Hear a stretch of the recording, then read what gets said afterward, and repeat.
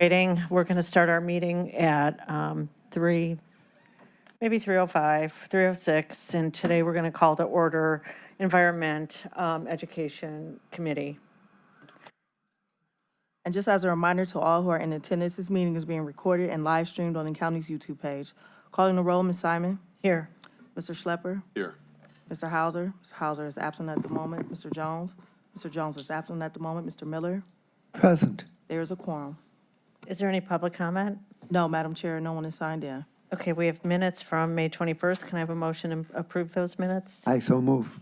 Second. All in favor? Aye. Minutes approved.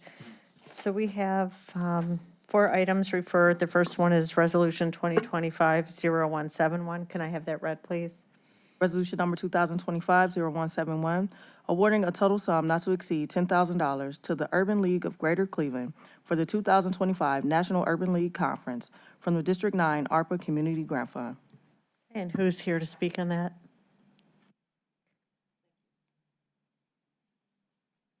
Hello. How are you? Good. Good afternoon, Council President, Council members, and staff. Marcia Mockabee, President and CEO of the Urban League of Greater Cleveland, and happy to be before you today to discuss our request. So if you would like for us to open, as you may know, the National Urban League Conference is being hosted here in Cleveland by our affiliate July 16th through the 19th. And there are many, many receptions and many, many opportunities for greeting these thousands of guests that we're going to have here to make a good showing for our city. And so the request that is before you is to assist us with the sponsorship of one of those events. And what event? Do you know yet? Yes, yes. This is on the Tuesday night before the conference starts. We are requesting that our CEOs from across the 92 affiliates across the country come in early, and we have an opportunity. We are taking them on the Lady Caroline for a cruise so that they can fellowship and get a chance to see some of our city. And we're going to be promoting a lot of our city. So, because the whole idea is we want them to come back after the conference. We want them to come back again to Cleveland. And we thought that this was a wonderful way to introduce Cleveland to them in a very intimate way and give them a chance to kind of socialize and get ready to go full force into the conference. Okay, thank you so much for Sure. bringing that to Cleveland. Any questions or comments? Okay, so this matter is going to be read 3 times before it's actually passed, but today we'll pass it out of committee with a recommendation of council supporting it. So I don't see any issues in the 3 readings, so we'll let you Okay. know, and we All right. appreciate you being here. Can I have a motion to approve Resolution 0171? So moved. Thank you. All in favor? I'll second the motion. Okay, And vote yes. thank you. All in favor? Aye. Aye. Any opposed? Okay, we'll see you. Good luck. Okay, to thank you with so the much. conference. All right. Okay, next item. Resolution number 2025-0192, awarding a total sum not to exceed $2,000 to Brilliant Misfits, doing business as Golden Guardians for the Brilliant Misfits Youth Enrichment Program from the District 3 ARPA Community Grant Fund. Okay, come on up. Welcome. Can I have your Welcome. name? Thank you. Good morning. Good afternoon. First, I want to just say thank you for allowing us to come speak today. My name is Sasha Sales. I am the co-founder of Brilliant Misfits. My name is Brian Howard. I'm also the co-founder of Brilliant Misfits. Okay. Want to tell us about your organization and the Brilliant Misfits? So Brilliant Misfits is a 501c3 nonprofit organization. We're dedicated to empowering youth from Cleveland's inner city and surrounding communities.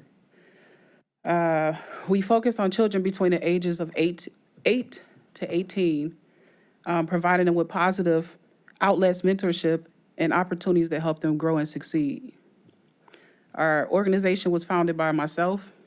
I'm an ex-athlete with a criminology and a criminal justice background, and as well As well, I'm a police officer for 11 and a half years. I currently work for the Village of Bracknell. I'm originally from Cincinnati, so I only been here, 3.5 years? So, yeah, so we got a lot that we're doing, just from the standpoint of our organization as well as the Brilliant Misfits. We actually have a youth football program that we also back in with our nonprofit. I'll let you finish. You're doing good. And then also we have a film and media lab that we were trying to kick off this summer, but due to funding, it's looking like it probably won't start this summer. But we've been test running it on our football children, as far as teaching them about media training, and learning how to market themselves. So, How did you come up with this name? just, actually, I came up with it during the pandemic. Just standing out, breaking the rules, not following the societal norms, and just, the children that I believe in that are left behind mostly because, they may not be the best athletes, they may not be the best at a lot of things, but to us, they're great.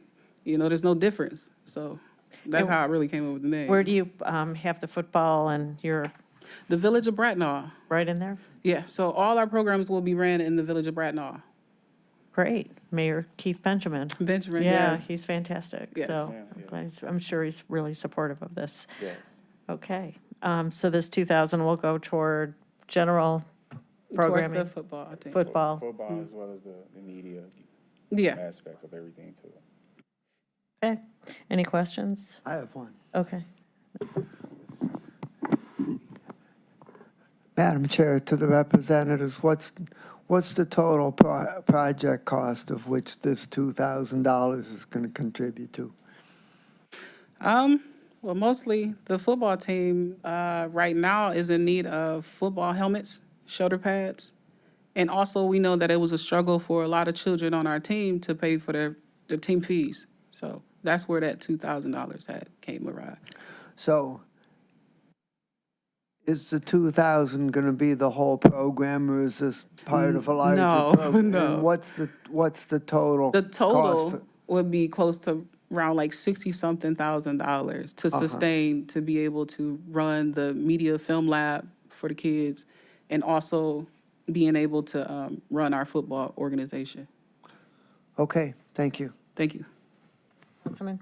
I was just curious how many students you serve in any given time, and obviously you have room for growth, for sure. Yes, a lot of room for growth. It's scary every day seeing more children come in, and they're coming from all over the place.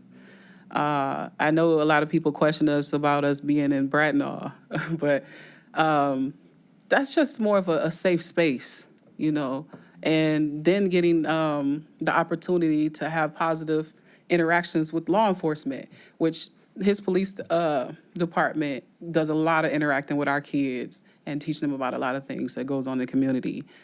Yeah, but the growth, as far as our organization, we've probably reached over 100 kids by now. Yeah. But right now, signed up to our organization as far as the football program, we have probably like 52, 53 kids. Yes. So we're looking forward to a lot more. We have age groups, 8U, 10U, and 12U. So we in Cleveland Muni League, and they have combined age groups. So they do the 7 and 8, the 9 and 10, and then the 11 and 12. I just had one more follow-up question through the chair then. Are most of your programs happening, is this during the summer, or is it kind of in between, like after-school programming, or is it both? Both. Summertime, right now, we're gearing up to play tackle football. We just finished our first flag season, which was a success. You want to tell you? I think it was a success. I think it showed a lot of what we're bringing to the table and how we're representing ourselves, and as an organization as well as a family. Back there sitting, we got two of our mentors and coaches that's a part of the organization as well. But it made a statement for us, being a new program along with our nonprofit. It really made a statement for us to how we competed and it made a name for ourselves. So, I appreciate those comments. Most juvenile interaction with law enforcement happens between the hours of 3 and 5 p.m. I think it's a staggering statistic, actually. It's like in the upper 80 percentile range, right? So I think the work that you're doing is protecting youth, and it's an intersection of so many cool things: athletics, football, law enforcement, and let's be real, also seeing people in law enforcement that look like themselves, right, right? yeah. That's critical. So this is awesome. Keep up the good work. We call the work that we're doing right now is bridge building. I love it. appreciate you. it. Thank you. Okay, great. So without any further questions, I'm going to make a motion this resolution be moved to the next full council meeting for second reading. I'll second. All in favor? Aye. Aye. Okay, so this, as you heard, will be read 3 times, and you'll go to the full council. You don't have to come back. Yes, ma'am. Thank you. Thank you. Appreciate it. Y'all have a good day. Next item, 0205. Resolution number 2025-0205, awarding a total sum not to exceed $10,000 to the Cleveland Heights Tigers Youth Sports Association for the Cleveland Heights Tigers Youth Empowerment Through Sports Initiative from the District 7 ARPA Community Grant Fund. Someone here to speak to this? Okay, so we'll have to hold this one. Thank you. Next item, Summer Youth Program. Resolution number 2025-0214, authorizing an amendment to a master contract with various providers for a summer youth employment program for low-income TANF-eligible youth ages 12 to 24 for the period 11/1/2024 to 12/31/2025. Good afternoon, Marcos Cortez with Health and Human Services on behalf of Cuyahoga Jobs and Family Services. Annually, we get notice of an additional TANF allocation to use for our summer youth employment program. And we always provide it to YOU during the summer months because obviously that's our biggest service time period. This program seeks to provide youth with comprehensive, high-quality services that help them escape poverty by making progress on a career pathway to sustainable employment, including attaining and retaining paid employment at good wages, meaningful work experiences, attainment of credentials for in-demand occupations, educational advancement, and the development of transferable soft skills, critical thinking, and self-advocacy. We have Paul Bounds here from Cuyahoga Jobs and Family Services, who's a program administrator who can answer more specific questions related to the program. Questions from committee? Councilman? I just had a question about kind of the age ranges here. I see we're 14 through 24. Is there kind of programming that's centered on the students that are under 18, or let's just say still in school, and then those that are, above the age of 18 or post-graduation or whatever it might be?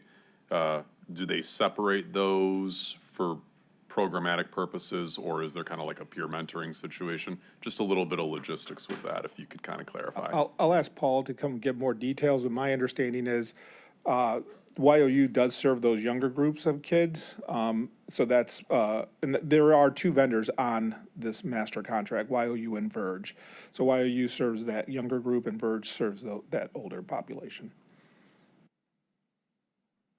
Want to recognize Councilman Purnell Jones has joined us.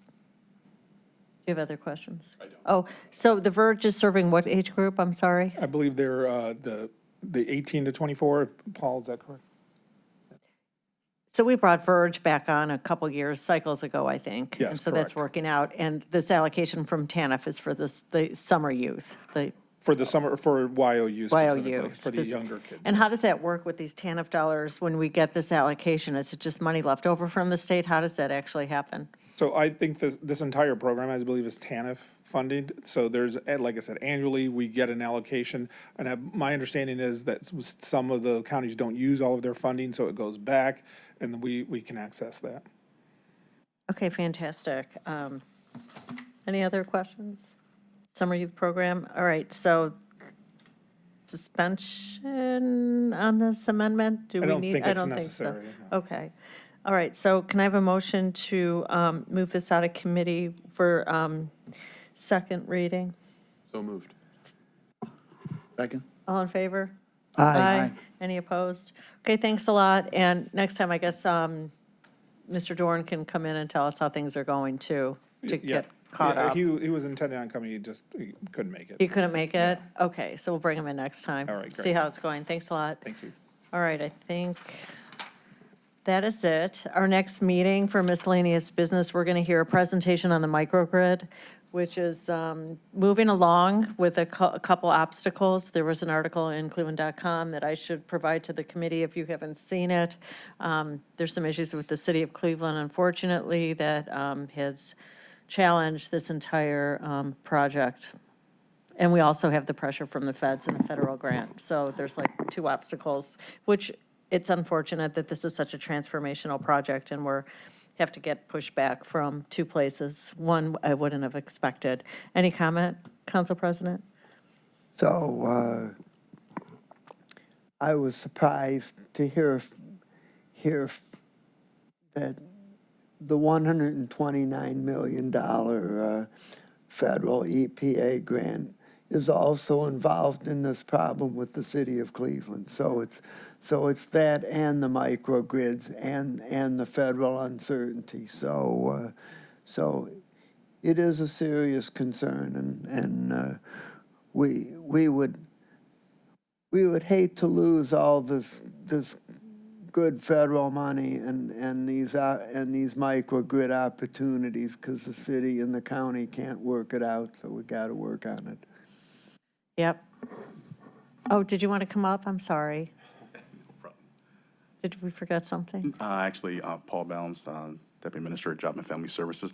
We do have a representative from Youth Opportunities Unlimited Oh. who was able to make it. Okay. Eric Dillenbach, who is the program manager over their work experience program. So he can come up and Okay, give you a little good. bit of So detail. my musing over this issue is beneficial, I guess, since we had somebody travel here. Hello. Good afternoon. I'm Eric Dellenbeck, the Director of Work Experience Programs at Youth Opportunities Unlimited. Thank you for your support of our program and for reading and, I think, voting the, so thank you. We voted out of committee that this will go to the full council, and if you could just tell us a little bit about the program's resiliency after COVID and demand versus, the supply of funding. Yeah, most certainly. The resiliency post-COVID has been immense. The number of applications has rebounded. Last summer, we had over 8,000 youth apply, and this summer we are hovering right around that same number. And we had over 2,000 young people be determined eligible for funding. And we had, there's always youth who are determined eligible who don't end up attending orientation. So we had about 1,900 youth who attended orientation. And that usually is because they don't follow through with getting their work permits. And that's usually because parents and guardians aren't able to get the doctor's appointments or just forget that they have to have that.